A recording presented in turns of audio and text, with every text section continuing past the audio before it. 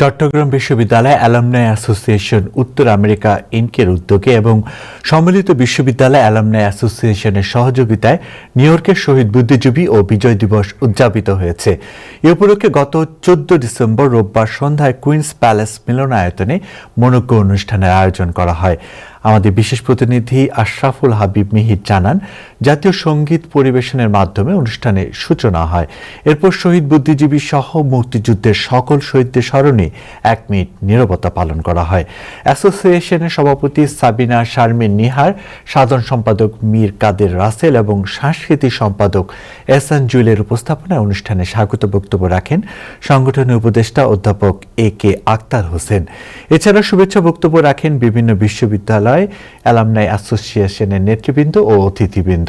অনুষ্ঠানে বীর মুক্তিযোদ্ধা যথাক্রমে তাজুল ইনাম দেবু চৌধুরী, খুরশিদ আনোয়ার বাবলু এবং জিয়াউল আহসান কিসলুকে সংবর্ধনা জানানো হয়।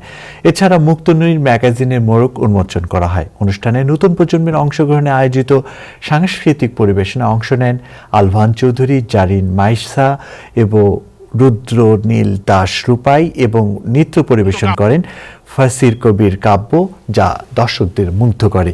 আয়োজন করা হয় শিশুদের চিত্রাঙ্কন প্রতিযোগিতা।